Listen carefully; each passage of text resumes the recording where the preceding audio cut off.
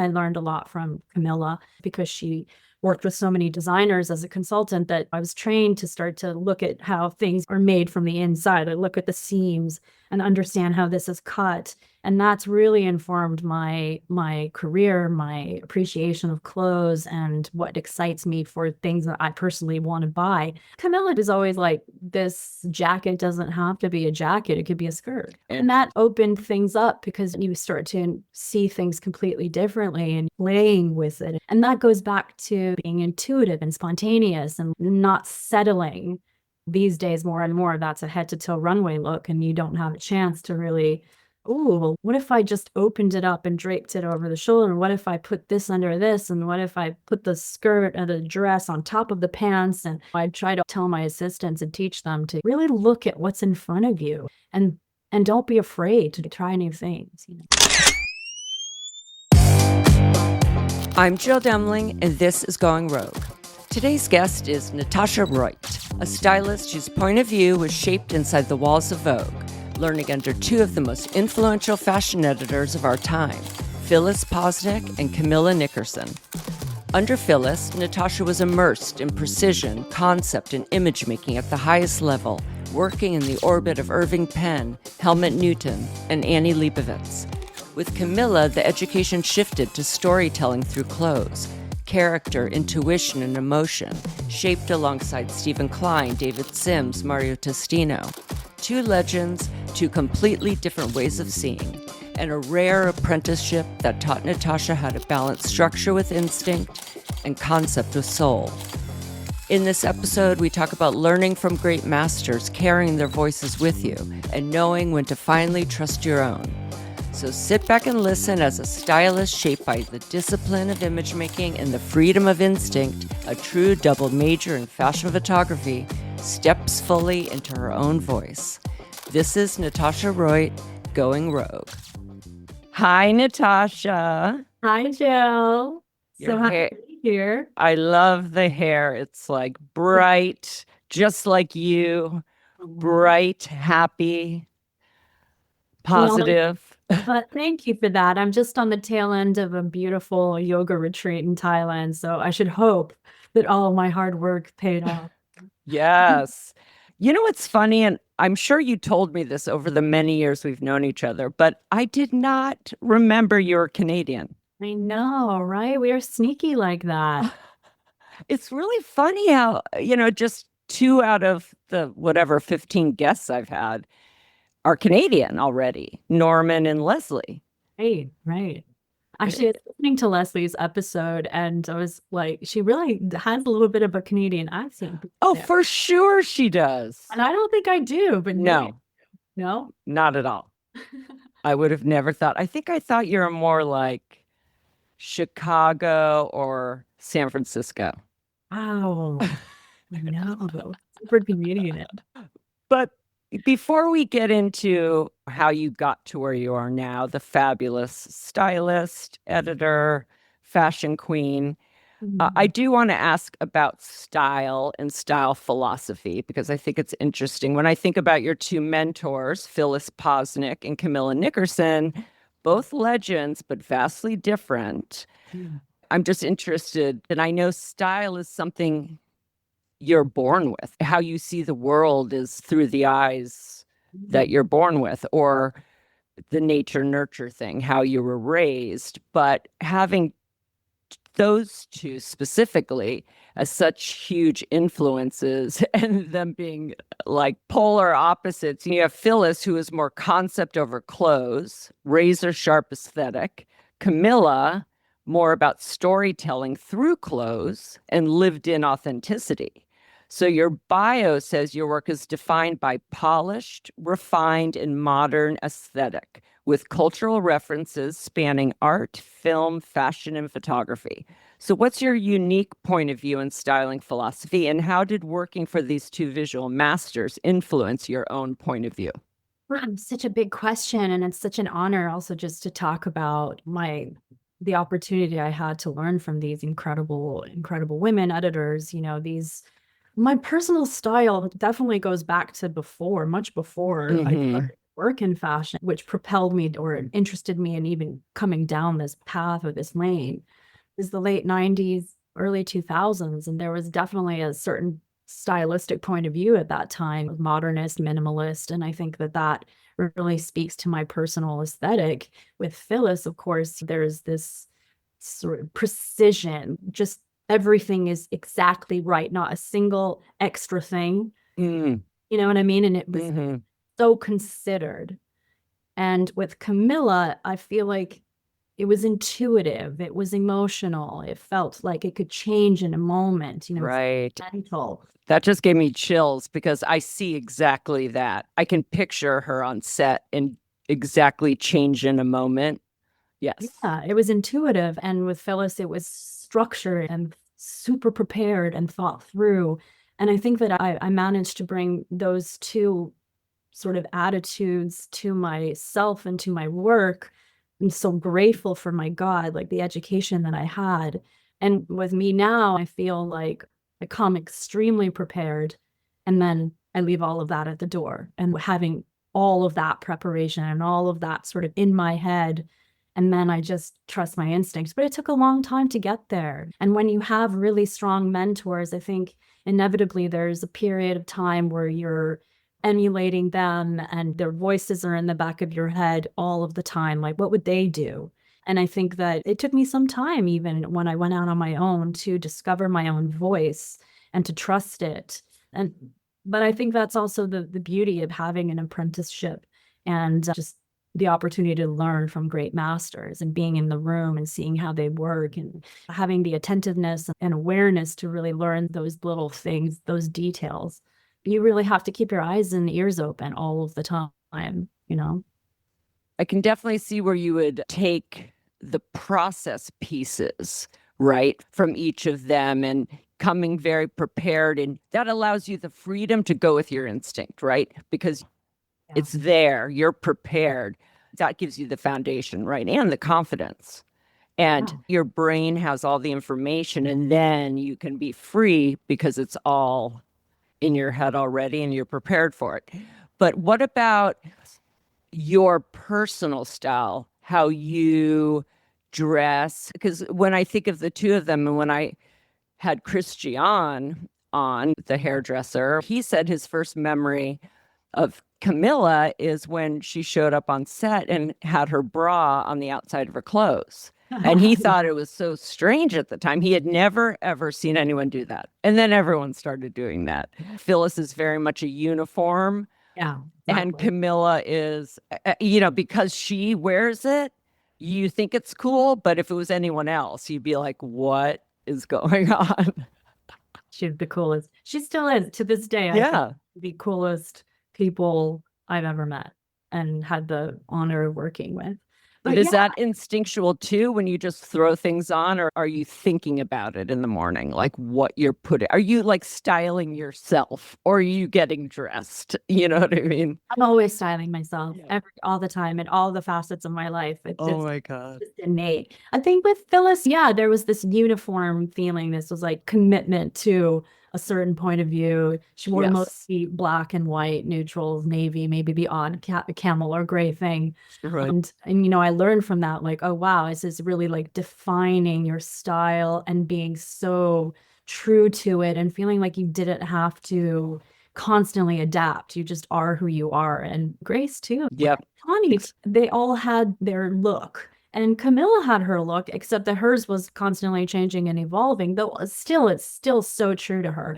And lots of layers, I feel like. Yeah. And I'm a layering person. I love I'm also a modernist, even though I appreciate and love vintage clothes. I'm not necessarily like a collector of that type of thing. I'm always looking at what's next or what's interesting about this piece in its line and its shape, its in its cut, its silhouette, its construction. And that I learned a lot from Camilla because she worked with so many designers as a consultant that I was trained to start to look at how things are made from the inside. I look at the seams and understand how this is cut.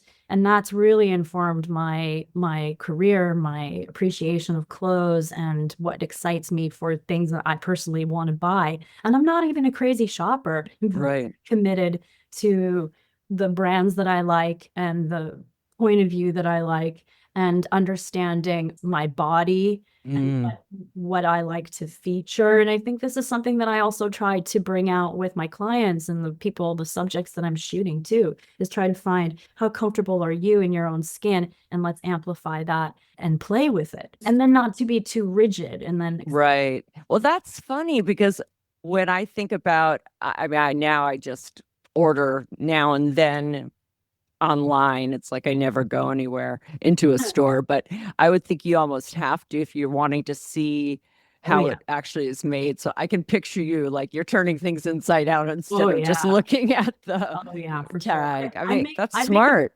I make a point of heading out to the stores in Yeah. person every once in a while just to see things. Yeah. Or going to Reese's after and seeing collections that are really inspiring and be like, what are the elements and what's new here? And this line of a shoulder or an exaggerated proportion and all of that. I think that's always really fascinating. And I'm always looking to see what's next in terms of silhouette and pushing fashion forward. Yeah. And I would think that would be important for you too, because you're also thinking, while it's a still image, you need to see everything but what it looks like in an online photo, right? You need to see how it falls. Like, is there movement here or there? Like, how it drapes in different positions. I can remember all of, Grace, not as much, but definitely with Tawny Goodman, when she would be sitting in positions, being an ex-model, to even see how the piece, even if she was just holding it up to herself, like,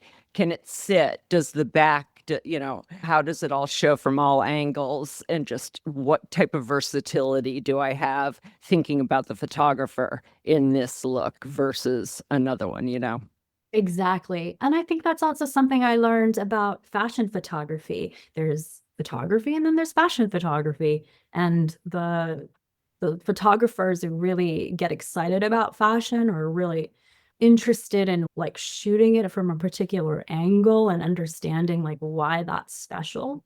And then others who don't care at all. And it's kind Right. of getting into the head of the photographer and their vision and their point of view and how they see their picture. Right. And some you would be like, oh, do you mind if she just turns so you could see that Yes. sleeve or the proportion in the back? And it's like, well, I don't care about that. You know what I mean? Exactly. Yes. About it that way. But with Camilla too, it was like exciting because she was always like, this jacket doesn't have to be a jacket. It could be a skirt, Well, that's what I think when I think about how she dressed Yeah, herself. It was, yeah, exactly. There'd be a skirt out of a button yeah. down, or yeah, it's And so that opened things up because now you start to see things completely differently and you're like playing with it. And that goes back to the thing about being intuitive and spontaneous and not settling. We're like, oh, okay, hmm that's the model in the look. And these days, more and more, that's a head to toe runway look, and you don't have a chance to really, oh, well, what if I just opened it up and draped it over the shoulder? What if I put this under this? And what if I put the skirt or the dress on top of the pants and the dress over the Right. thing we Yeah. all love? So yeah, I think I try to also tell my assistants and teach them to really look at what's in front of you and don't be afraid to try new things. Exactly. Yeah. Okay, well, let's get to the beginning. Mhm. So, through the conversations I've been having, I've realized that many of my guests knew at a very young age what they wanted to do or be. And I think about Phyllis telling her mother, I want to work at Vogue. I want to work at Vogue. And then I'm going to work at Vogue. And her mother saying, no, you're not. Mother thinking, your father owns a hardware store. We live on Long Island. It's just not going to happen. And sometimes it's protecting your child from that disappointment, managing their expectations of what their life can be. And other times it seems so far away to especially that generation. But it just made her want to do it even more. And she said, it didn't keep me from pursuing it. It just made me stop talking about it to my parents. That's all it did. And then I think about Mickey Boardman, who at 10 years old sees Vogue for the first time in the supermarket at the checkout and can't stop thinking about it. He knows it's weird if he asks his mom if he can buy it, but he thinks about it constantly. So, can you tell us about your upbringing and when you discovered your love of fashion? And if you have any specific memories or a moment like Mickey had when it kind of hit you in the face. Oh gosh. I mean, my obsession with clothes goes back to Barbie dolls and clothes for them and sewing them. My grandmother taught me how to sew when I was really young. And so I was obsessed. Just back to school shopping, like, who am I going to be this year? And I had an older brother who informed a lot of my stylistic choices back in the day. He was really cool. And then in maybe 9 or 10, and I got my hands on my first magazine.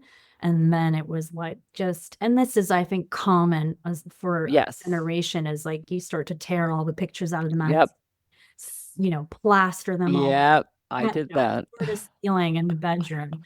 You know what I mean? Yes. And that was it. And music, of course, music was a huge influence in the 90s, music videos and all of that was just so formative for me too. Like, just yeah, you're obviously a lot younger than me, but who were the hot artists at that time, musicians? Like, what were you listening? Madonna, right? Madonna, right. Like, there you go. Yeah. Changing my hair. Yes. Every time she had her new album would come out, it'd be like black in the middle, very severe bob, like blonde, curly, all of it, like Blonde Ambition, all of it. She's still actually, look, I'm still wearing like a ring on one side. Yes. Yeah, I think all of that was just super formative. But then I started to become obsessed with the designers and the advertising. And so and then when as a teenager, I started working in retail, and I remember I started working. I got my first job at 13 at Taco Bell, believe it or not. Oh my God. I needed to buy clothes. I would save up. I would have these like little envelopes in my drawer, and I'd be like, this is for my jean jacket. This is for my Doc Martens. This is for whatever. And I was so motivated and determined to have these things.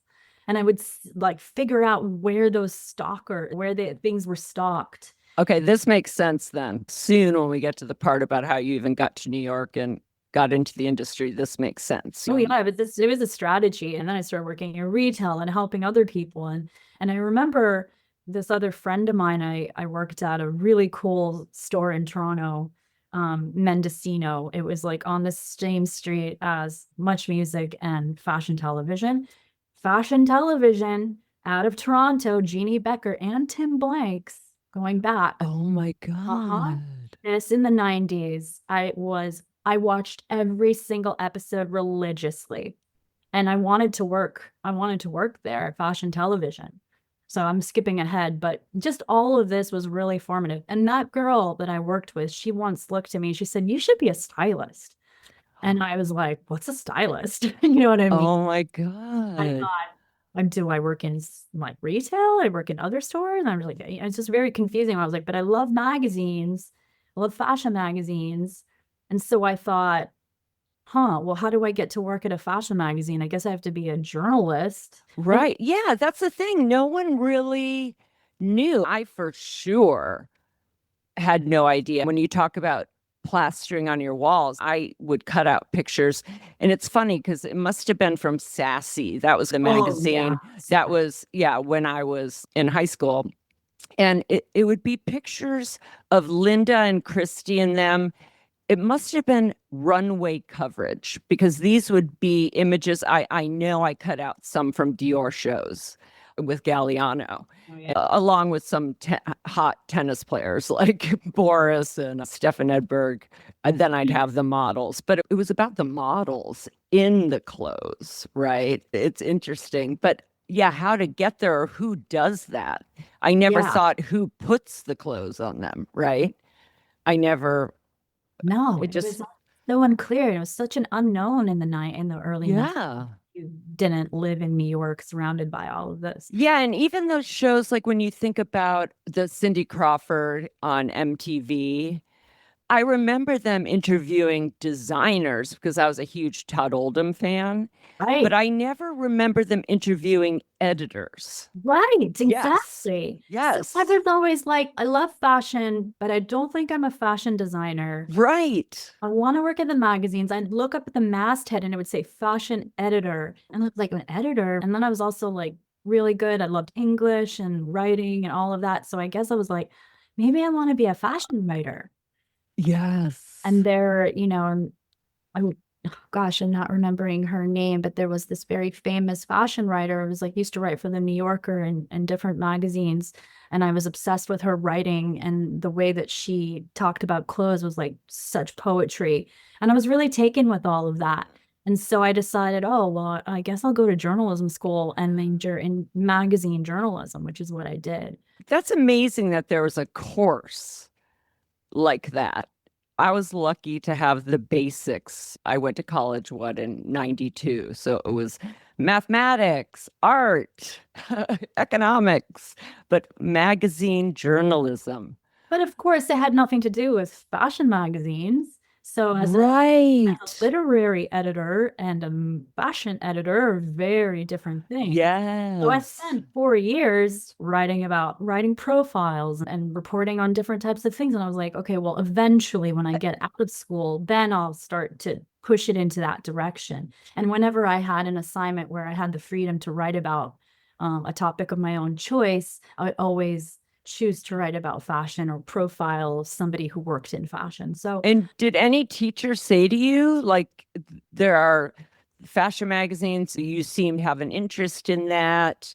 no. So it was you on your own. And when did you start discovering the path? Like, what was the process of figuring out where I'm going to go to get what I want when I have the freedom to do that when I graduate college?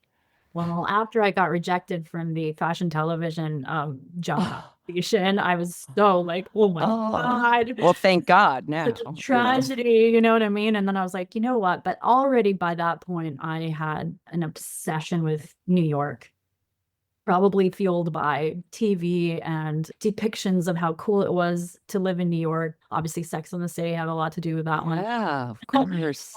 But I just needed to get there. Had you ever gone to visit? Yeah, a couple of times. Okay. Couple of times. And I was so motivated. And about 5 minutes after I graduated from school, I sent all these applications to all the big magazines in New York with my resume, my thesis article, which I had won an award for actually. Wow. Yeah, and like all of this like beautiful cover letter about my, passion for fashion. Right. And what did your parents think? They were just like, you go, girl. Real, you can go to New York? We're cool with that? My mom, my mom is a very stylish lady herself, and she was a huge influence for me too, in terms of like my childhood. I would always sit in the bathroom with her as she was getting ready, and Oh my it God. was really, really so she was like, yeah, they were really supportive. That's I amazing. think that they didn't think I was gonna actually go through it. So I got an internship, believe it or not. So this was like I sent Harper's Bazaar, Vogue, Elle, a bunch of them. And about a week after, I got a call from Nicole Phelps. I mean, it's just crazy to think about that now, And right? tell people listening who she is and what she does now, just so there's some She's reference. the director of style dog. No, of Vogue. Yeah. All right. So Yeah. And she yeah, looks yeah, and style.com. Talk about when you were reading the New York Times or the New Yorker fashion reviews. She is the queen yeah. of the fashion show review. So I just can't even picture her as an assistant. I know, right? I mean, she had a kind of like this old wise soul. Yeah. She was very intimidating. And so when did they say it started? Like when they called to say you got this, when did Called to say we got your resume for the internship. Would you be able to come in for an interview? and you're like, I'm in Canada. I was like, I'll be there in 2 weeks. Yeah, literally. I was just like, yeah, I'm going. But where were you going to live? All I that don't know. stuff. I was just gonna figure it out. it's just fearless when I think about it. I was just like, this is my dream. This is my destiny. It really felt that way. Yeah, because I know when Leslie got her internship and she decided to go, at least her older sister was already living there, and her father was progressive and said, you can go, but I'm not footing the bill. So he brought her to the bank and co-signed a loan for her, and she had to pay the bank back because that's a big deal. We don't think about it as much here, but you're also leaving a country. It's not like you're going across a body of water necessarily, but still you're coming to a different country too. There's a lot there that you have to deal with as well. I was only 21. I was a baby. Oh my God. Did you have people here you knew, or? I had nobody. So what did you do? I just went to work. I have a very, very strong work ethic. I know you do. Since I was 13 years old, I had a job all through college. I've worked, I don't know how not to work, to be honest. Right. I mean, there's a shadow aspect to that too, which right. I have to get into.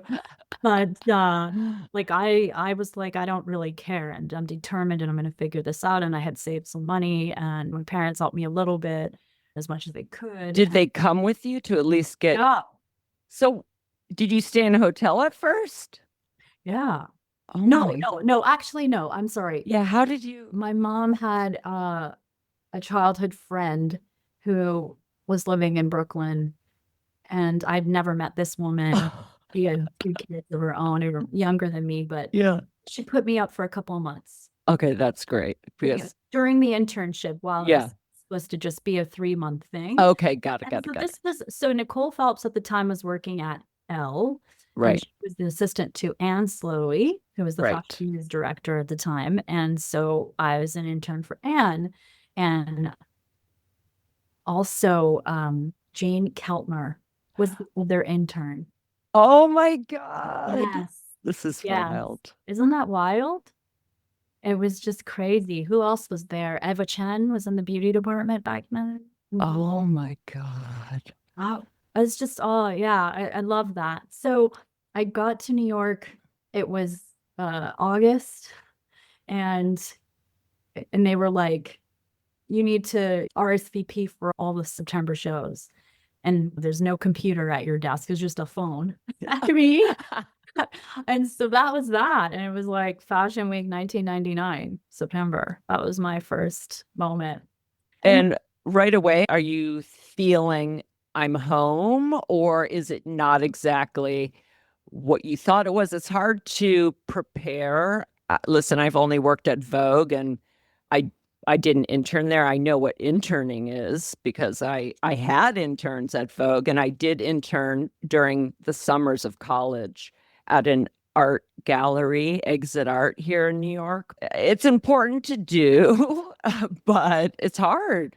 It's hard. A lot of it for me was just archiving slides in a really hot, unair conditioned room. But also, there's no way to prepare yourself for the industry, the culture of it, the pace of it, the personalities, how serious everyone takes it, as if it's, curing cancer.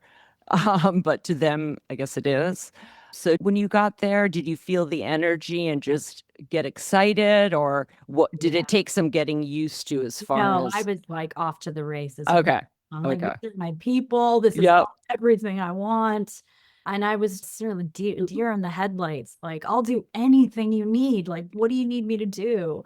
Yeah. And that internship, which was like absolutely wild, and so much happened within a few days, because Anne was on The View, like a few days after I started, and I went with her, and some model didn't show up. So I had to like walk the runway on The View. They were like doing like fall fashion. And my best friend in Toronto was like watching it. And she was like, what are you doing on TV?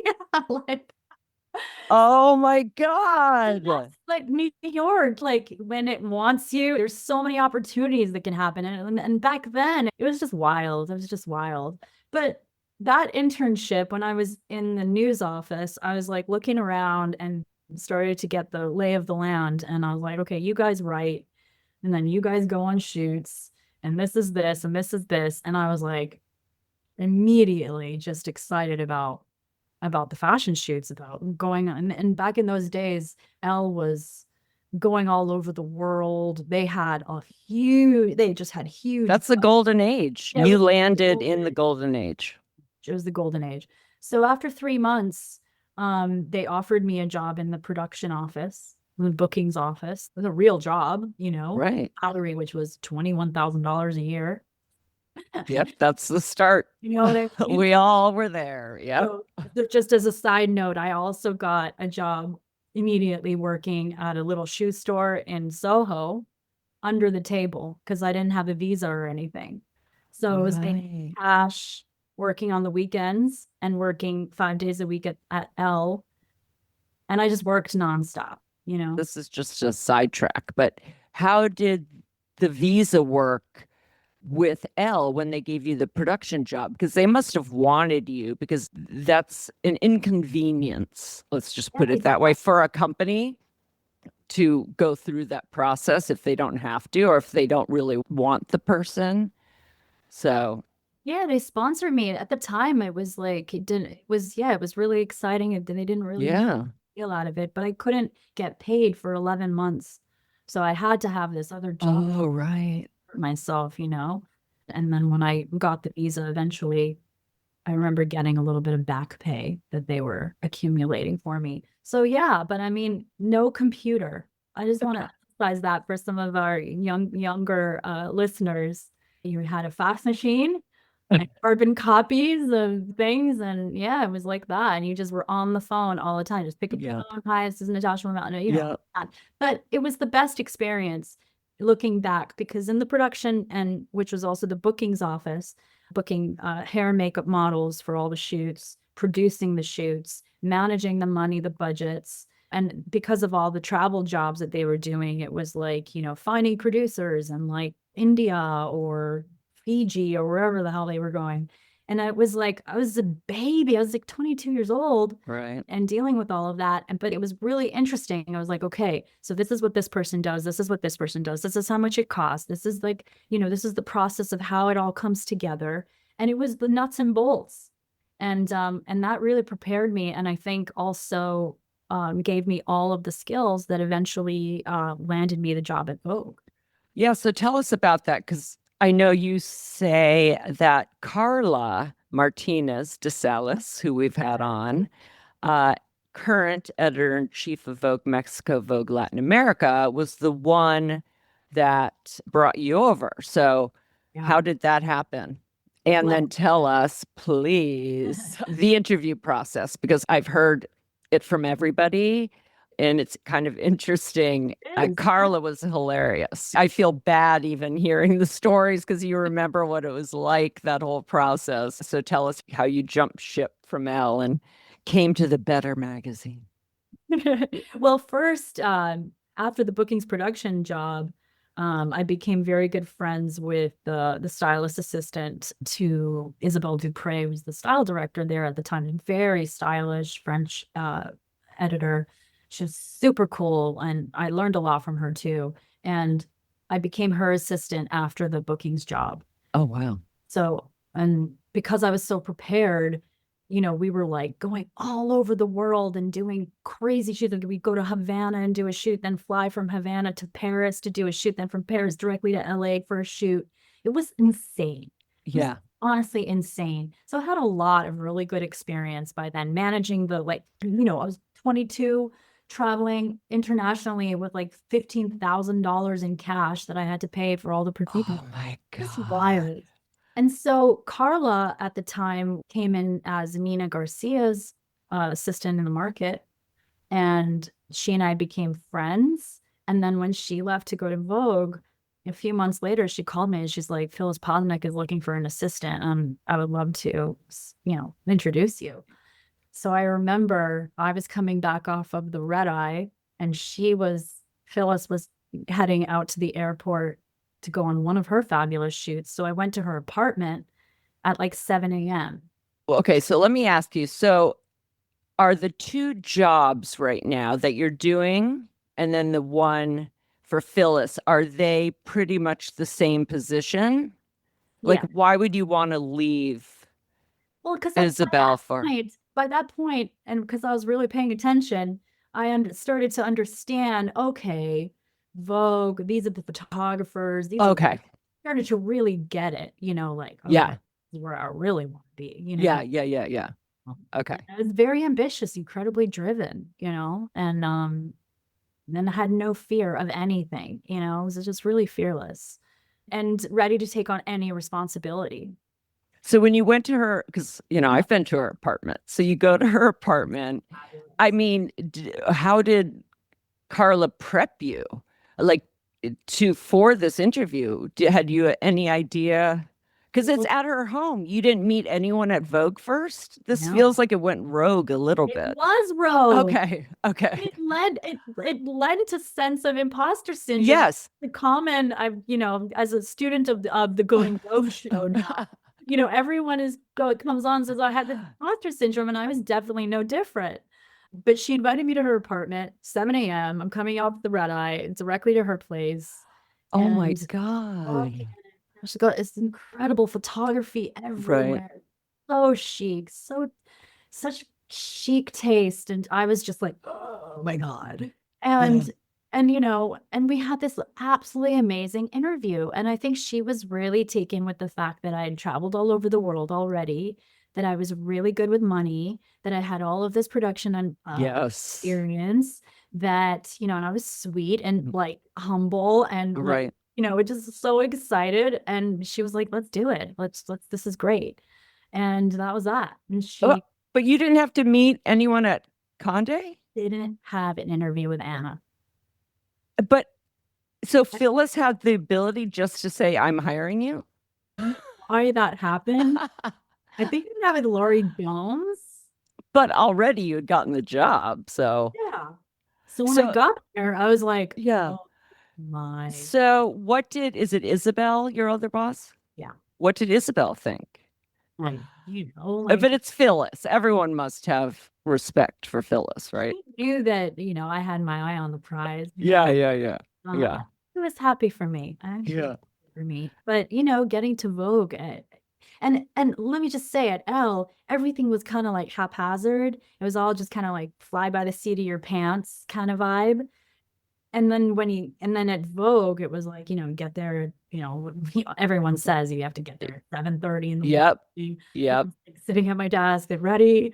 And Phyllis would come in and we'd be like face to face. I know, face to face. Like, I mean, at least when I was Anna's assistant, that was the only assistant position at Vogue I had because I was promoted to editor off of her desk. Right. But at least I was outside of her office facing out. Like, I just can't imagine. I mean, that's intense. It was really scary. I'm not going to lie.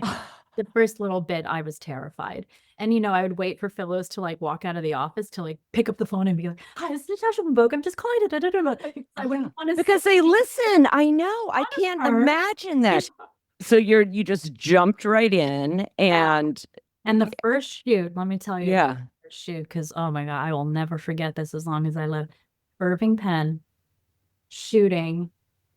It was a portrait of these artists. It was Ellsworth Kelly, Chuck Close, Jasper Johns, Robert Rauschenberg, and Kenneth Noland. And Penn was nervous to shoot these guys. And it was on the day of the Halloween parade, which everyone knows who lives in New York. Yeah. On Fifth Avenue. You don't want to be right near. But Penn's studio is on Fifth Avenue, 16th Street. Well, let me first read this quote because I'm so fascinated with the legends that are Irving Penn and Helmut Newton. But your bio states clearly this formative experience immersed her in the golden era of magazine publishing, working with iconic photographers like Irving Penn and Helmut Newton, and education and precision, artistry, and the power of storytelling through fashion. I just got chills. Done and done. I mean, there are very few people that get to experience and learn, even secondhand. You'll let us know how much interaction you had with Mr. Penn because of the way he shot on closed sets, and even talking to Phyllis when she was on at the beginning of her career working with him. She didn't even have a lot of interaction with him. So it's a different beast altogether. Let's just put it that way. But yeah, so how long did you have to prep for that shoot? Was it already underway and you had to kind of jump in? I think, Because Phyllis is pretty independent with her shoots. So that yeah. means you're doing a lot versus having anyone in production doing it. Well, absolutely, Lonnie. Yeah. We're true that at Vogue, I don't know if it's still true to this day, but back in the day, the stylist assistants or fashion assistants would do all the production. Right. And we had actually nothing to do with calling in the clothes. That's an important distinction, I think, that many people don't know about the way that that operates. So the stylist assistants managed the shoots and the market department managed the clothes. And then we would have to sort of absorb that, once we got closer to the shoot, and then it was about. Right. But in the beginning, you're doing all the production, dealing with everyone. And so I already had a lot of that experience. So I came in quite like ready to go in that way. But at this level, you know what I mean? And of course. And at least with some of the photographers, there is a producer that's hired to work on it. But then I'm thinking someone like Mr. Penn having such a small, if the smallest amount of people on a set, you're definitely doing all the heavy lifting and you're dealing with high profile artists as well with a high profile photographer. So that's a room of egos that I can't even. Yeah, Phyllis was nervous and be nervous, and I was just out of my league. But I was just, and also too, like thinking back, I mean, I was like, what, 23, 24.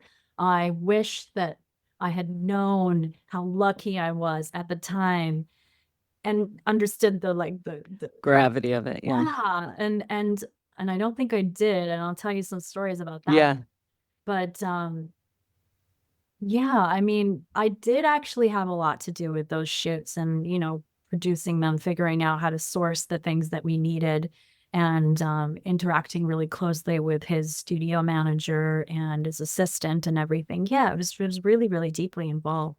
And yet there was always this understanding. And I think in a way, this lesson might have also been a difficult lesson that I think given how that I'm still doing this in this career and in this line of work, the be quiet, observe, don't say anything, and be invisible kind of expectations of assistants at that time made me really kind of introverted in a way, quiet, and I had to find my voice. This was a deep, deep, deep lesson. And I also think my personality, as I'm kind of introverted as well, that I was very comfortable being the quiet, invisible one in the corner, pulling all the strings, right, managing everything, but not doing or saying anything. Right. No, that's exactly how I felt you were. And this is in comparison to other assistants, though.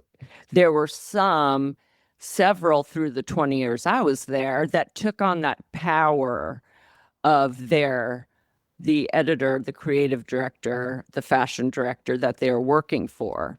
And I could see how they would speak to the fashion department or to others as if they were Grace, right? Mm-hmm. And you definitely didn't have that. But I think that is something that is hard in a way for all of us, because just in general, it's a trickle down effect, right? From Anna down to everyone else, down to their assistants. You would hear if something went wrong, but very rarely did you get acknowledgement when something went well, or of your hard work or any of that. Almost in a way, as we're being quiet and not expecting a thank you or any press. Let's not even talk about any spotlights. You're definitely not getting that, but you almost don't want to hear anything because that means something went wrong.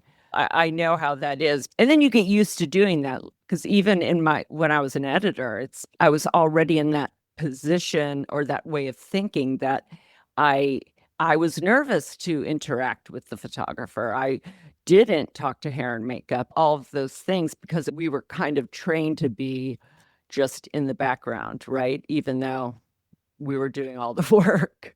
But do you have any stories about Penn or any shoots with Penn? I think everyone knows so many of his famous images. And of course, Phyllis spoke about him and what she learned from him, being so prepared and being ready as far as, and I'm sure you knew this working for her because he's going to want the look prepared head to toe. He's going to ask you if is she wearing gloves. Even though she says he always cropped the image, she'd be prepared all angles, every single piece in case, giving him the option to shoot however you want it. You're never going to see a clip in the back of the dress. Let's just put it that way. Well, we were doing so many different types of projects with him. I mean, we were shooting with him like every other week. It was something. And when you had projects, like in the pipeline that you were producing and working on. So sometimes they were still life. Right. As they were those iconic images that ran along the food and beauty and health and wellness articles that were those stoppers, you know what I mean? Those extraordinary images. And like the cover of her Extreme Beauty with the sweetie face, with all the candy on her face. I mean, I remember being sent to Dylan's candy shop just with Condé Nast's credit card and spending like $1,500 on candy and delivering it and going like 3-4 times and delivering like all of this incredible candy to his studio. And he would have it all laid out on the table. And then on the day of the shoot, he would just so carefully and elegantly come around the table and just pick one tiny little thing off and then place it on the model's head. And oh my God. So it was just art in motion. It was such an incredible experience. And I would feel so honored and be like, oh my God. Exactly. And then, I remember the Nicole Kidman cover. So there's 2 different times Mr. Penn photographed her. Right. So one was when we did Nicole Kidman 4 different ways, and that was the September 2003 issue. So Annie did the cover, and she had the 2 portraits inside. And then we had Craig McDean do a menswear story with Nicole and Grace again. And then, so Grace did the cover with Annie, and then the menswear fashion story inside with Nicole and Craig McDean. And then Helmut Newton and Mr. Penn both photographed her for that issue. So that would have been the first time Mr. Penn worked with her. And from the outside, what I'm doing is I'm the one going to the talent, trying to get them to sit for Mr. Penn, and not necessarily on this scenario because Nicole is very open-minded, very interested in photography. She knew who Helmut Newton and Irving Penn were, so that wasn't a problem. It was more like some of the other talent that Mr. Penn would be interested in. And Anna at that time would tell me, whoever Mr. Penn wants to shoot, let's get them. And when I'd be involved, whether it was with Philip Seymour Hoffman or Gael Garcia Bernal, which I have one of the prints of, it was always they needed to come to have a conversation with Mr. Penn alone. Yep. And then when they show up, it's at his studio and they're alone. So that was something that they either understood it or they didn't, but it was not traditional. And some people, because they had to go alone, I was told by the publicist they wouldn't do it. And that was certainly fine. And they probably regret that now. But so tell us about that shoot. And then you can also talk about the difference with Helmut Newton with Nicole. And then we'll talk about the crazy shoot that you saved that Phyllis talked about when she was on. But I'd be interested to know about Nicole with the 2 of them, because when we end up shooting her a year later for the cover, it was the first time Mr. Penn had shot a cover in years. And what I always heard was he didn't want writing on his images. So, yeah. Well, the incredible thing is just how nervous everybody was whenever they were in Penn's studio, from the hair and the makeup. Phyllis is nervous. I'm nervous. Everybody's nervous. And the subject is nervous. And I remember Nicole being really nervous. And I'm back there because I was changing her and I'm like a kid, and she was just like, oh my God, it was palpable. Everybody was nervous. But then there's this there's just this, it feels like, almost like a religious experience, honestly. Just, and it shoots so quickly, and it's so, there's so much soul, there's so much spirit and depth in the moment when they're shooting, and it's quiet. It's intentional, it's soft, it's sensual, it's just a beautiful thing, and everybody could feel it. It's an energy. You create an energy in a room when people get together. I know that from yoga. So then I can Right. reflect back. That is the energy that we were creating in those moments. And when the subject would feel like he was happy and he was getting something, it was very moving. And so were you in the room like when he's shooting? Sometimes, yeah. And Sometimes. I'd be interested because I think Phyllis was telling me that when they had that meeting, the one-on-one, I mean, Phyllis would be in the room, but it would be the subject and Mr. Penn talking, that he was kind of observing, that was to kind of observe their movements and their face. It was less about what they were saying than it was to, kind of feel some sort of aura, or that must inform in his genius mind what he's going to do. But what I've been on sets with nearly everyone else, and so I know how they direct. How was his direction? He's shooting on film, so he's close to Oh, the yeah. subject. I can't So remember if he was using an 8x10 camera, as I saw so often he did. yeah, I think so. Yeah, and it was just so. Just like subtle direction. And the thing was too is he would know his image well before the shoot ever even, before any of us even got there. There was this exchange. Actually, Penn and Helmut both would send these hand-drawn illustrations by fax to Phyllis for every single shoot. And I would have files and files of them. And I mean, I'm still kicking myself that I threw them away. Like, I didn't realize what they were. You're right. This is what I'm thinking, Phyllis, let's have a call. And it would be a hand drawn by his hand, with a sign. Oh And it would my be the God. composition that he had in mind already. So, everyone, The fashion, well, maybe not the fashion. right?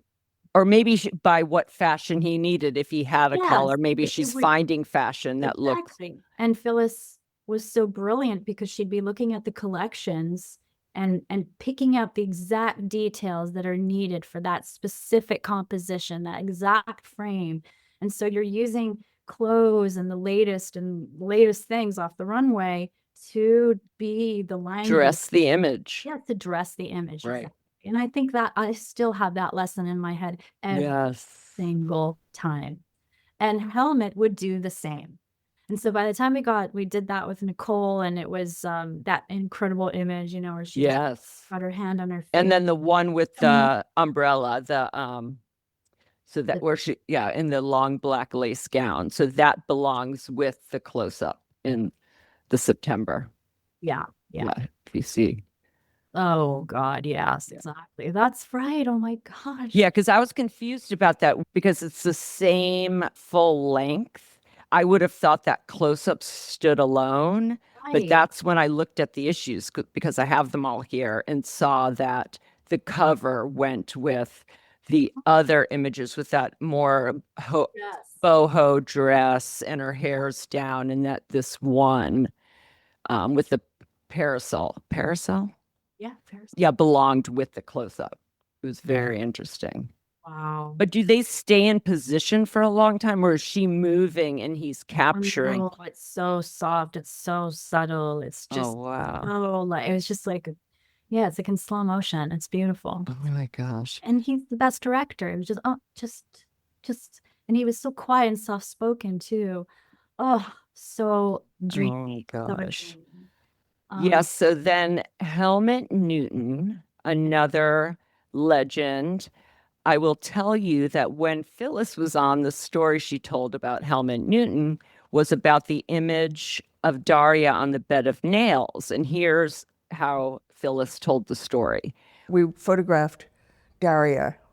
It was for a story on injectables, cosmetic injectables, on a bed of nails Yes. and along the corniche. And of course, with traffic going by all day.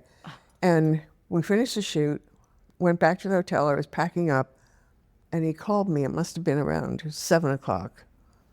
And he said, I just got the film back. June told me that we should have shot it at night, get the bed of nails back. And that was in Nice.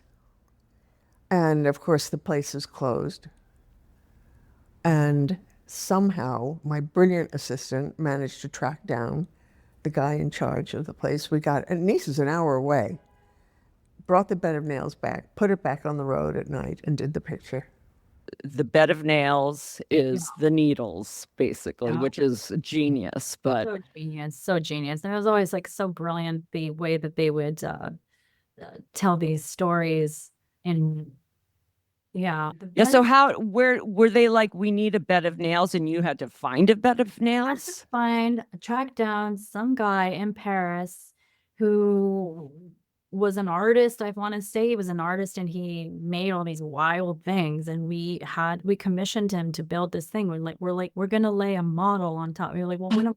So these like tiny little kind of like what are they called? The thing in the wine bottle, cork, like little cork stoppers on top of the Oh. Daria, who was right at the beginning of Well, because then Mhm. Phyllis said they put a mattress on it. But oh no, that's what I thought, because you can't see a knit mattress. Okay, so it's little corks covering the. like I remember they were like these little, and Daria was like, what? I'm gonna lie on this? It was this crazy thing. It wasn't easy to get her on there. And she's wearing a bathing suit, a high heel, and she's fabulous. And and we had to do it twice. So were you guys back in Paris? No, we were still there. And Okay, but the bed was in Nice, so you guys had driven back to Paris? no, we were How still did- in Carlo, and we had to Oh. I to come back. As a Oh, he had driven the bed he home. left. Yeah, he was Oh on the my boat God. heading back. We're like, no, you gotta come back. Oh my God. And we're on the side of the highway, the car is like just zooming past. And sometimes I remember he was shooting with like a Spectra Polaroid camera, like the kind I was doing for my sitting sheets, and he's just using this like low key camera, and it was like one assistant. It was so, people would not believe how lo-fi it was back in the day, Wow. and Well, also yeah, he had- Phyllis said he could shoot anywhere, that, Yeah. it didn't even matter. Like, Was and that pretty one woke. time, she asked him, like, where are you planning on shooting? And he goes, why, are you going to take the picture? Oh, they were so funny together. Yeah. Any other crazy stories like that with Helmut? Well, I want to go back to Nicole Kidman. Yeah. We went to Cap Yes. d'Antibes. We were shooting there. Eden Rock, I think we were there in a hotel room. And that was after we had already shot with Penn. And so when we saw her, it was like kind of like a reunion. And she was so nervous. She was so nervous for Helmut. And we had these incredible corsets from Mr. Pearl, Yes. So I'm in the bathroom with her, changing her into this corset. And she's like, just make it as tight as possible. So I'm like bracing my foot against the counter, like pulling. And she's like, tighter. I make it mean, it's tighter." very tight in this picture. It's Yes. wild. Yes. And it was hilarious. And these shoots did not take long because he knew exactly what he wanted. So these shoots would be like an hour, you know what I mean? Oh my An hour. God. And they were so iconic and epic. And everybody's nervous and everybody's kind of like scared, and he was really funny. He was always just cracking jokes and teasing. And do you see anything about your process now? I'm sure, I mean, you've already said about how prepared you are, but obviously Phyllis and how she worked influenced how you work, but how she works was influenced by working with these two as well. Can you look at how you work nowadays and see it directly correlating with one or both of them? I mean, she says she constantly thinks if she's in a bind and can't think of something, what would Penn do?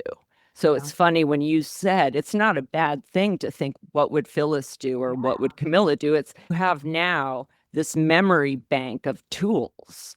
So you grab from it when need be. I mean, that's what you're drawing from, your experience, and your experience happened to be with some major people. But are there specific things that really inspired the way you think now?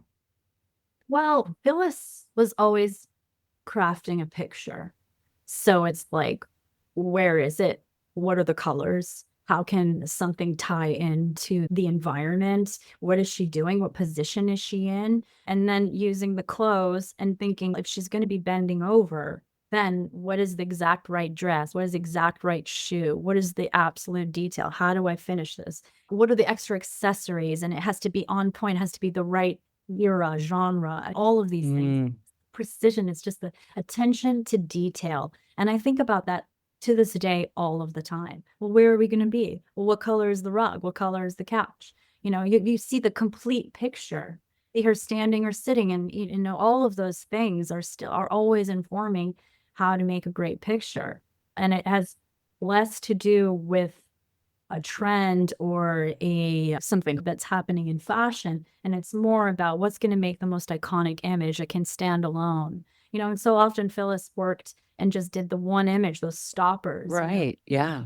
things that would just be going through the magazine. And I was like, whoa, what is this?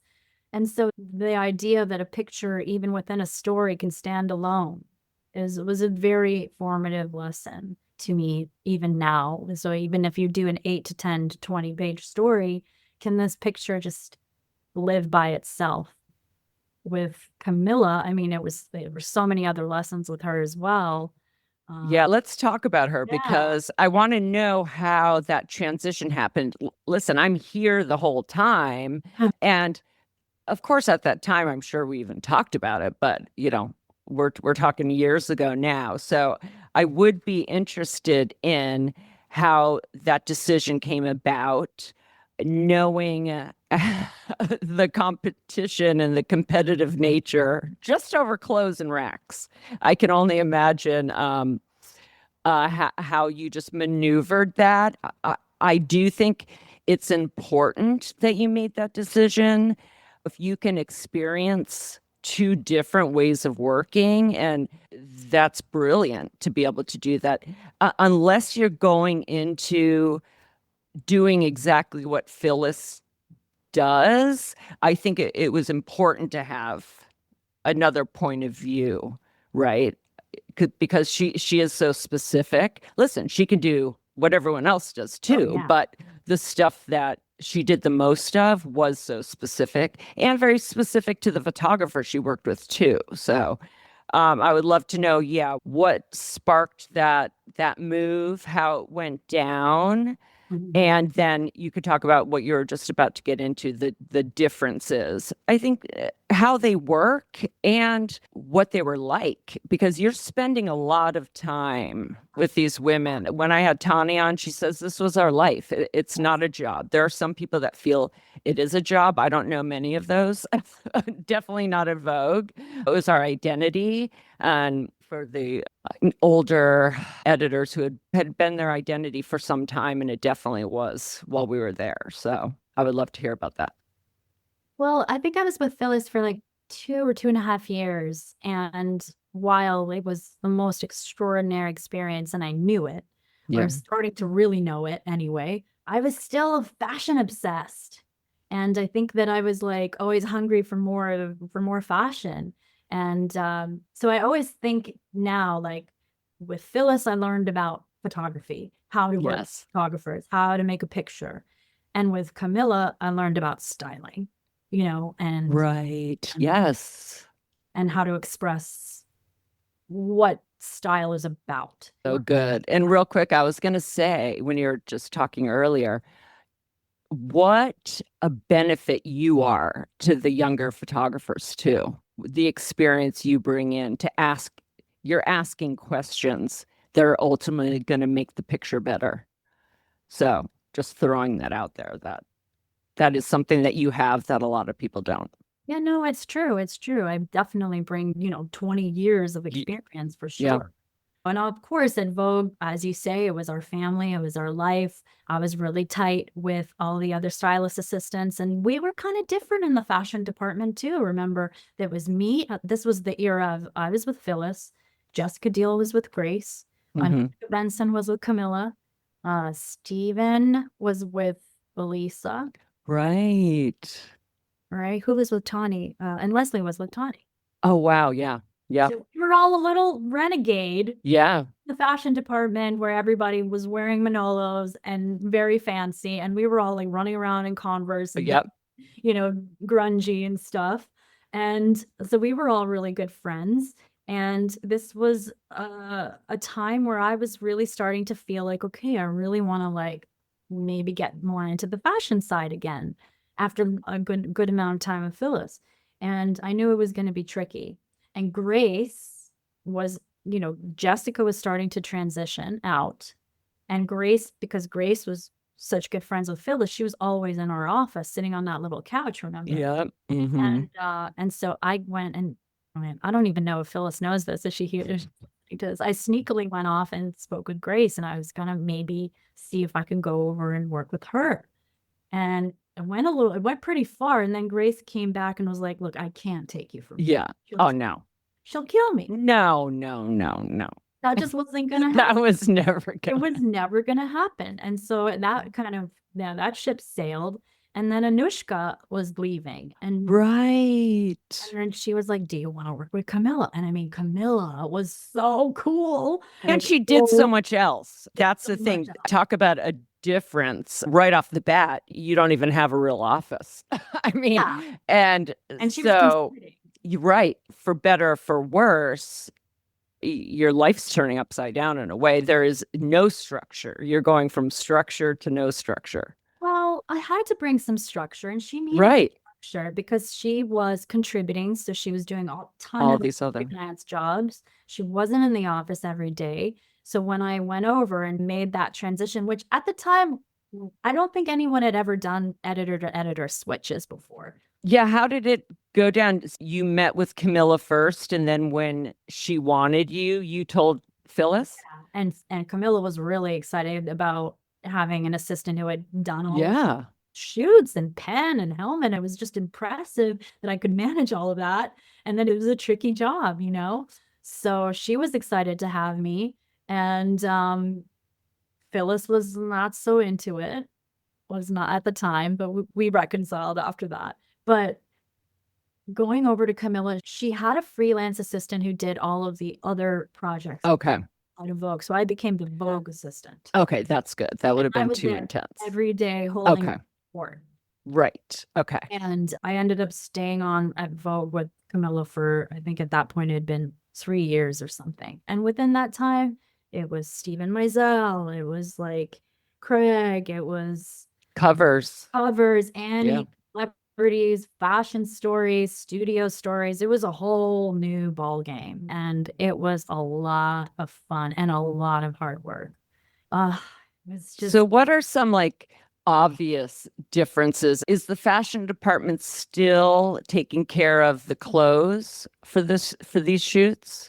yes, but I Okay. had to get way more involved. And at this point, Okay. this was my first, and even at Elle, I wasn't really involved in all of the requesting and the market work. Right. So it was actually already now 5 or 6 years into my career, and I was only just beginning to work with the fashion department on the specific looks. And so, I would be sitting with Camilla, going through the lookbooks with her, making all of the boards, choosing, helping her just manage all of that. And then being the liaison between the fashion department and Camilla. And I mean, sometimes it would be easier to talk to me than it would be Right. to her. Oh, especially if it's bad news. For sure. So, and I think that was a little bit of my superpower as an assistant, was that I was really relatable and approachable and nice. And No, you're easy to work with for sure, because I feel there's a lot of, and this isn't negative, but a lot of chaos around, in my mind. That's the only way I can describe it, around Camilla shoots.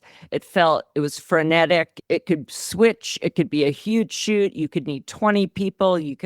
That's the last call I wanted was I had to book celebrities for a Camilla shoot. It just was, because it was, and getting answers, or like for me to do my job in a very linear way, I need this amount of information. And you never had that. So having someone like you understood and you were calm, where I felt frenetic energy you are a calm energy, and she can be that way emotional, and it's not a steady stream. Yeah, no, So- for sure. That is absolutely true. I mean, we did all of our work downstairs outside smoking cigarettes. Yeah. You know what I mean? And smoking cigarettes, I think, was like a prerequisite for the job. But she'd be like, let's go down for a ciggy and talk about it, and come down with my notebook, you know. And Yeah. like, Oh you my know, in goodness. between drags, she's just like, maybe we should do da-da-da. And I'm like, okay, da-da-da, writing it all down. And sometimes I would just go to her house because she was working on something else. And so Right. much of it was this fluid thing. And then I'd be going back to the office and then doing all the work or making budgets, going back to Christian or talking to Right. dealing with the market department and all of that. And so it was a completely different story than with Phyllis. It was so organized, was in the office by 8 a.m. no matter what. You know what I mean? Like very structured, very clear, didn't really change her mind when she made a decision. With Camilla, it was always this intuitive, emotional, organic process that you would never know until you got there. Right. You know what I mean? And because I think that I have this left brain, right brain balance within myself, that I'm able to navigate both of those sides, you know, and even still to this day, I create structures and then I free myself. But it's interesting because I feel like where Phyllis was exact, so she'd show up and you'd pretty much know the look, right? Yeah. For the picture, because the picture comes first. With Camilla, it's almost like the story is the fashion, right? It's not, the image is the fashion, but yet I was asking AI to describe the two of them because, you know, there's obviously so much about the two of them. And it was funny what they were saying. Like, in short, Phyllis was about concept and visual impact. Camilla's about narrative and authenticity, like I said, but it was storytelling through clothes. Nickerson is a master of building a character with wardrobe. Her shoots feel cinematic because she thinks about who the woman is, where she's going, and what her world looks like. Clothes aren't just fashion, they're a script. Versus concept over clothes. Phyllis is known for prioritizing the idea of an image before the styling or the wardrobe. Her most iconic shoots, especially the surreal or provocative ones she had with Irving Penn, were about telling a story, sparking a reaction, or bending the rules of what a fashion spread could look like. Clothes were sometimes secondary to concept. So it's just interesting because I can see that it's not like she didn't know what she was going to do, because I don't remember there being, like, Tani would bring every rack, right? Like, she always, because of not having the right thing, and she usually did celebrities, so it's important. Yeah. But I feel like Camilla pretty much knew the images, but maybe the image itself involved a lot of clothes. It felt there was a lot in that. Yeah, she had such a razor sharp point of view as well, and just in her own way, that she could create an entire world out of just an idea. Like, for example, one of the stories that I'll never forget, and I think it was considered one of the best or something stories of the time in terms of a studio fashion story. Do you remember this blue and gold story Camilla did? Every picture was something blue, from pale blue to navy blue, with gold jewelry. And it was like this Balenciaga by Nicola collection at the time. It was like the nautical collection. And so she would extract something specific from the runway, and then she would do an entire story around that, just that one little element, like blue and gold. And we would just, and it was so powerful. And the way that she would do it, and so many stories where it was like all about the shoulder, or it's the specific kind of skirt shape. And she would just expand on these things and make it feel so like you need to have that. So, or it could be about a character, Salma Hayek with Mario Testino, and it was that like Rochas collection. And Spanish influence. Yeah. Like with the horse. Yeah, with the horse. I was there. Yeah. All of that. Or even Walk the Line, you know, that I've talked about with Karen and with Mary Howard, because we all remember there was nothing in the house when we showed up. But that was unique because that wasn't the level of designing specific clothes for, say, the Natalia Alice in Wonderland. But it wasn't costume. He was in costume, although I remember a lot of the costumes didn't fit, but as Johnny Cash, he was pretty much in Johnny's uniform. But Reese is in contemporary runway clothes ready to wear, but it's paying homage to June and the time. So that was one of the few I've been on like that, where, and later I can think of how she did Selena Gomez, which is one of my all-time favorite covers, but it worked, but it wasn't, she didn't even have the ability to have things made specific, I don't think. I mean, you might remember better, but you knew who June was, but it wasn't over the top costumey or couture like. It was in clothes that had just been on the runway. Yeah, it was just like, she is just such a master of using fashion to express a feeling, an emotion, a world, a character, a woman, a life, you know. Yeah, it was really, really extraordinary. Because I got to know her so, so well, I could just read her mind and read her body language, and you could just tell. But because she was doing so many different projects all of the time, you know, she would bring back inspiration from having worked with a designer, Right. runway show, and she would bring that back and feel so like jazzed up about a glove or, you know, a shoe or something, and it would inspire the entire shoot, you know. And Yeah.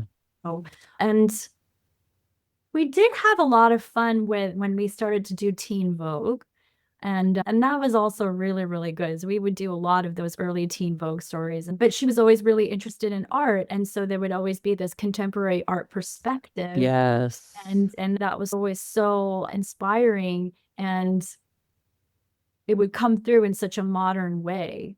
Yeah, and I can see that's where you saw that all of these outside things that some people are so insular in their thinking about fashion, where you're encouraged now to look at culture, to look at art, to pull fashion from everywhere around you, from life. It's not just from the runway. Well, I think that's what makes anyone better at their job. Yeah.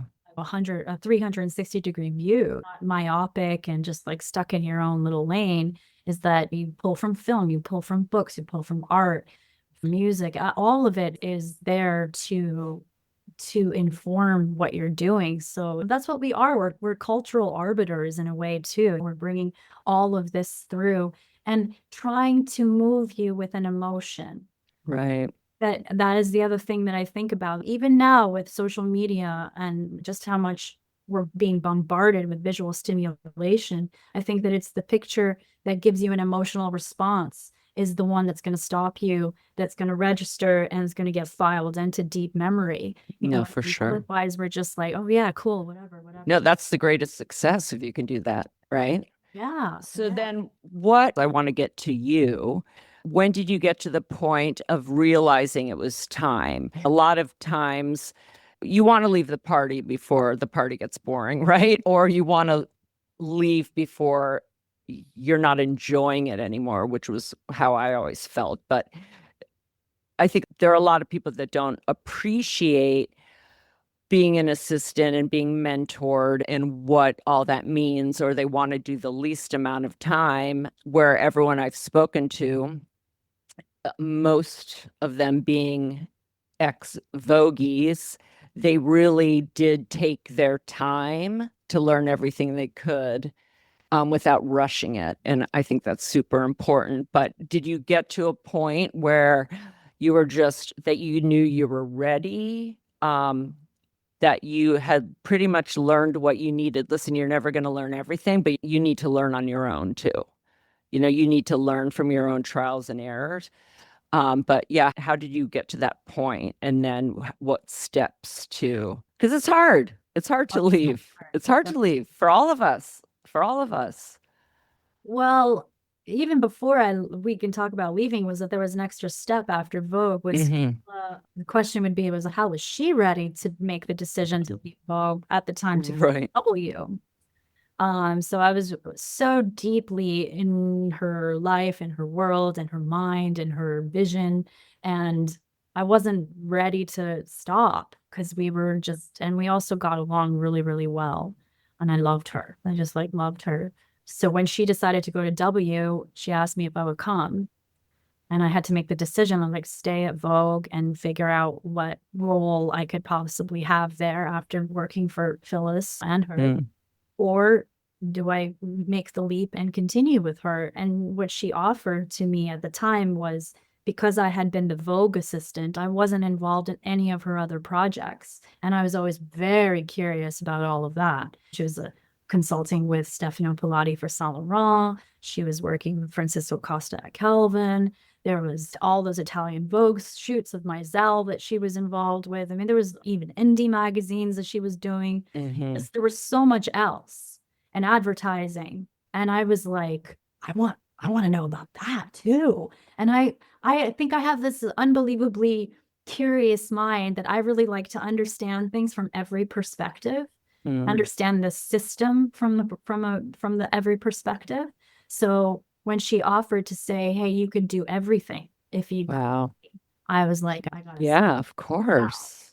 and even though Lori, I remember having a meeting with Lori Jones about it, and she was like, are you sure you want to leave Vogue?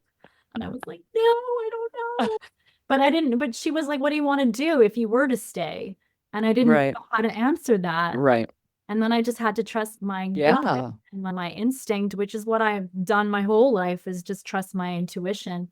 And I decided to leave with her. And then that was another 2 years or so of W madness, just craziness. And then consulting on shows and flying to Paris and going everywhere. And it was a wild, wild, wild ride. And I mean, not to get into all of those stories, although there are millions, Klein and Tom Ford doing big balls. I mean, like the art issues, I mean, everything. I think I was 29 at this point, or almost 30. And I was like, I think I'm ready. I think I'm ready. I think I was burnt out. And I think of course. I was just so tired. I remember that I would go to her house in the morning, and I would go to the W offices, and I would go back to her house after work, and I'd be there till like 11 midnight, you know. Oh my It was a God. lot. It was just fun. I took myself off to one of my big trips, which I still do to this day. When I get tired and burnt out and like not feeling like myself, I go on a retreat. That's my modus operandi. It always works, and I get so much clarity. And I remember being in Thailand. It's funny, swimming in the ocean thinking, you're ready. You're ready. Now's the time. And I came home and I told her, and then I ended up staying on for another 6 months or so, training the new assistant. Oh, right. Of course. And then it was time. And she was represented by Art and Commerce all that time. And so I was really close with her agent at the time, Leslie Sweeney at Art and Commerce. And about 6 months or so after I'd left her, Art and Commerce took me on. I mean, that's amazing. It's just insane, truly insane. And I only just left Art and Commerce, believe it or not, 6 months ago. And I was there for 17 years. Wow. And then what was the plan for starting out? What was in your mind? What was that first job? Let's put it that way. Your first magazine shoot that you did as Natasha Royt. Gosh, honestly, I can't remember. But all I can say is that the first few years, it was post the 2008 recession. It was a tough time. Right. Really tough time. Everybody was playing it safe. Digital was going nuts. Everything was so retouched. Right. Everything felt like robotic. It was the era of, you know, on the runway models were all like robots. They looked identical. It was a very different time. Challenging time in retrospect to go out on my own. But luckily I had all of these contacts and so many new relationships. But it definitely took like an artful path, working with art photographers, working with young photographers, doing interesting types of stories, you know, Interview magazine back when Fabian and Carl had just taken it on. It was an interesting time, and it took a long time for me to get on my feet even, you know, it was a time where I don't think young talent was being celebrated as much as Mm-hmm. today. And it was a challenge. I really needed to prove myself. And luckily, I had an incredible amount of experience and it's just so many tools in my tool belt and an understanding of how everything worked. And my own understanding is that everything is relationships. Oh, yes. 50% of what we do is psychology. It's like, Absolutely. so it's relating to people, understanding how to talk to a photographer, understanding how to talk to hair and makeup, how to win the model over. All of these things are these lessons that you cannot learn unless that you just have to do it and to learn it. And it's something that I tell my assistants all the time: never burn a bridge. You never know. Right. No, That's what I've talked about that I was lucky to have been given that advice early on at Vogue by Stephen Huvane. Just make sure how you treat people, because a lot of people from Vogue can act like it's their power and it's not. And so that when you're making a phone call, Jill Demling, not Jill Demling from Vogue, that your people are going to still take it. And what Christian and I spoke about, and I have with other hair and makeup, is a lot of times it's about the vibe on set. There's a lot of, let's just say, as hairdressers, there's a lot of talented hairdressers. Who do you want on set with you? Who do you want to travel with you? That's a lot. That has a lot to do it, because there's a lot of talented hairstylists, especially for some of the cover stories we did at Vogue. It wasn't necessarily this avant-garde look, but who's going to be the type of personality on set that's going to understand the vibe the photographer wants, who's going to make an enjoyable experience, who's going to be a problem solver, who's a team player, right? Exactly. And having all of that experience under my belt, and I was also extremely fascinated in the work of working with designers and styling shows, which I got all from Camilla. I love that, and I pursued that really hard. I was doing like 5-6 shows with young brands. Yeah. Back in and I love that. And then advertising is a whole other thing, Right. learning how to prep those jobs and doing them in a way that with that Vogue head, with understanding how to use fashion to communicate or how to sell, all of those lessons I still use to this day. And understanding the industry. And just, I think it's also just who I am, is like, I like the variety. I like constantly being involved in different types of projects. So Yeah, for sure. going on and ad jobs going on and consulting with the brand and working on this. I really get off on the variety, on constantly being challenged in new ways. And I still think that every time I have a project, I learn a new lesson. And having the humility and that sort of beginner's mind to just always know, like, ask questions, don't be afraid to say when you don't understand something, get clarity, be prepared, just think through all of the steps ahead in your mind, and then allow for magic to come into the room, the spontaneity and the awareness. And I think I want to put into this conversation a little bit also about with Camilla, like, I was living in the Condé Nast library archive doing references for every single thing. Phyllis didn't really work with references. Camilla loved a reference. And I was like, millions of 11 by 17 photocopies of these extraordinary images from fashion photography from the turn of the century, from the very beginning, all the way through to art books and all of it, just like feeding that visual library in your mind, that reference library, and understanding and pulling that up at the minute, and so that's still to this day. I love to make a mood board. I love just bringing on new elements, like something off, something totally different to just like plug in there. And as well, I want to also mention, parallel to fashion, I've also been deeply entrenched in yoga and spiritual practice. And this has been a path for keeping me grounded in the industry. Right. And because you can get Oh no, for sure. And keeping my feet planted firmly on the ground and knowing that there's a lot more mystery and magic to the world than what meets the eye or what we do for in the outside. It's like cultivating my inner world just as much as my outer world. And that's been really important to me and has made me a better person, a better stylist, a better collaborator, Right. and that's also, maybe it's a good segue to talk about like my newest thing. Yes, let's do that. Yeah, so it's actually really exciting how things can be so full circle. So we talked about how I started in journalism and 27 years later, launching this Substack, which so by the time we air it will be out.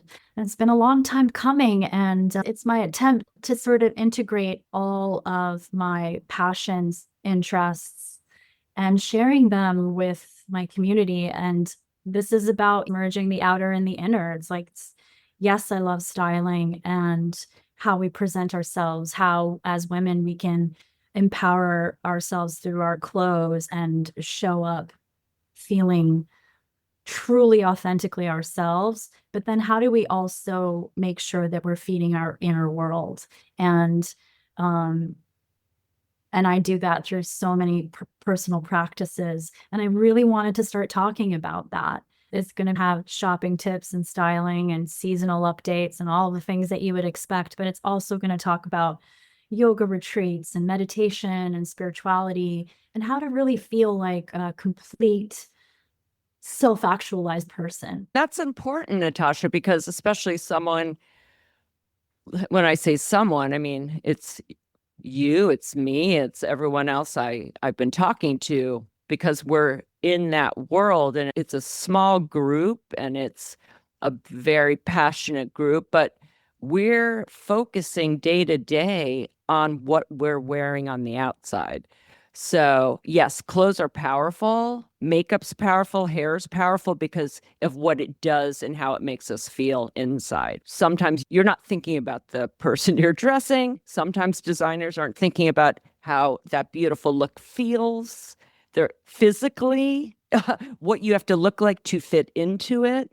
So Yeah. there's two different layers to the positives, but there's also the negatives, and being able to feed while you're trying not to feed the body, you have to feed the soul, right? Yes, Because absolutely. because these trends, what we're putting in the pages, while we hope they always create positive feelings, there is an exclusivity sometimes in who can wear them. You're too old to wear it. It doesn't fit. It's too short. I'm too old. There's also that whole other side of what fashion magazines, what fashion images, what clothes do to the emotional side of someone.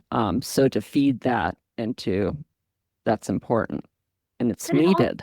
I think it's also in response to all of these stories and all of this experience.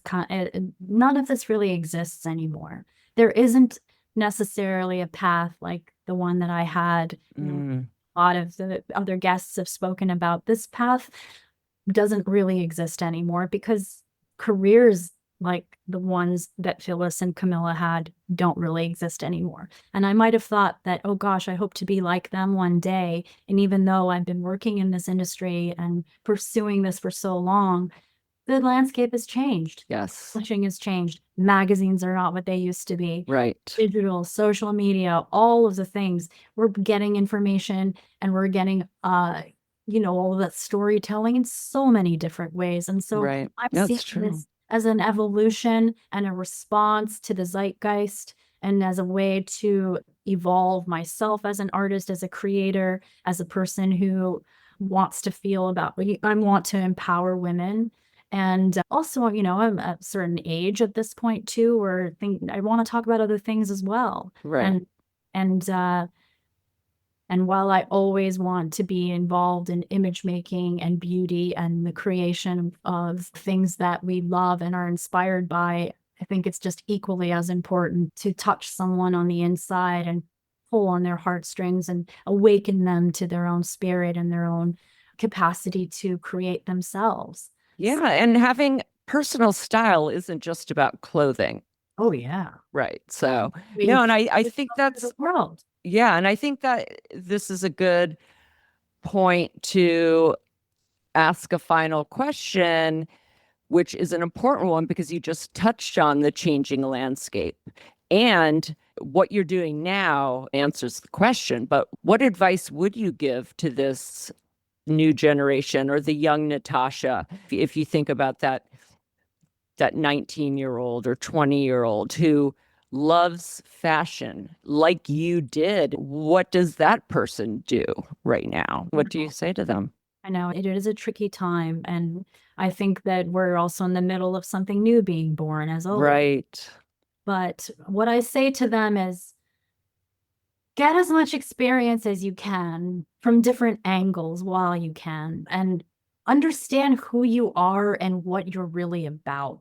And Yes. try to get closer to that before you try to become somebody else. I always ask them, what are your superpowers? What turns you on? What lights you Right. up? Which part of this job do you really gets you? Yeah. I never really liked the part about doing the market work and going to the showrooms, and all of that schmoozing and stuff was never really my game. I was really into doing the research and getting it together. And so it's like, know your superpowers and know that you don't have to be doing it the way everybody else is doing it, but have as much experience as possible. Be an assistant for as long as you can. Learn from people who empower you and make you feel good, because I think that we're also in an era where it's not okay to treat people terribly, and it's the best time to be an assistant. it's a good time to be an assistant. I treat all of my assistants, having had 10 years of experience myself, like I treat them really well, and I love them, and they become family. And in fact, I had 2 assistants who worked for me for almost like 3-4 years, who then left and then came back and gave me another year or 2. Wow. So that to me is like, wow, not only did we leave on good terms, but then you actually wanted to come back. Yeah. No, I think what you said is important too, about learn what you like about it, because then you can find out that part. There's different jobs they might not have thought about that have that piece to it, right? So from costume design on a show or theater to design, they're like, that piece could also be visible in different careers if you're not so laser focused on fashion magazine styling. Then it opens it up to, okay, what other types of careers are there out there that have this thing that I love so much? What is it about? Because there's parts of it that it is where you find the inspiration. Exactly. Right. Expose yourself, art, film, photography, music, and be exposed to all the parts of life. And I think that the best people in fashion are the people just on the edges of fashion, because they have all this other stuff that they're bringing into it. If you're so in it and so like consumed by it, even though I am, I still have so much of a bigger life outside of it as well that's constantly feeding me. You know what I mean? Right. And right. That makes sense. yeah, be in the world, travel, like Diana Vreeland, the eye has to travel, expose yourself to so much. And then you'll always have all of these references. And it's really just education. It's like, it's just curiosity, education. Yeah. Keeping your eyes open. And like, because that will inform your eye, which will make your eye different from everyone else's. Exactly. Which is what we're always after, is this piece around authenticity, and like, what is it to be authentic, is to be this fusion of all the things of your life experience, of your culture, of the culture of the zeitgeist. It's everything. It's just it's what makes you who you are. And that, I think, makes you a better artist, and it makes you a better person. I love it. That is perfect to end on. Okay. So at the end of each episode, I ask my guests the same 7 questions, and I threw in just a funny one for you, which you might not answer. Okay. AM or PM? AM. Text or talk? Talk. Uber or Subway? Subway. Book or film? Film. Sweet or spicy? Beat. I know. Spots or stripes? Stripes. Top or bottom? Bottom. Camilla or Phyllis?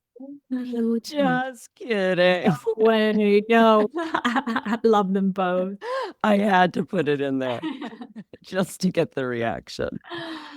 Well, thank you so much. I think it's so important, everything that you said, and it's encouraging. It's a positive message. And I think especially the younger fashion lovers are going to get a lot out of what you've talked about today. I think it's really important. And I think a lot of people listening who might have felt a little stuck are going to be inspired by what you spoke about today. So I really appreciate it. Oh, I'm so honored to be here and to be amongst your other guests, and such a dream to have had the experience that we did. And I know. And it's great to relive it too. So thank you for what you're doing. You're doing such an amazing job. And thank you for giving us a platform to talk about all of this. It's really, really wonderful. yeah, I think it's been great. And everyone's so different and everyone's stories. I just think people have to hear from all different artists because everyone has a different path and everyone has a different point of view and everyone got to where they are with a lot of hard work and a lot of passion and a lot of curiosity and a lot of dedication and that nothing was given to anybody. Yeah. You really earned it. All right, girly. We'll you. talk soon. Bye. Okay, bye. Okay, that's our show. Thanks for listening to Going Rogue. And be sure to like and subscribe. Today's show is produced by me and Maddie Rosenberg at Radio Free Rhinecliff with assistance from Maddie Kelly. Special thanks to David Vo for our great graphics and Taras Romanov for our epic theme music. See you next Friday.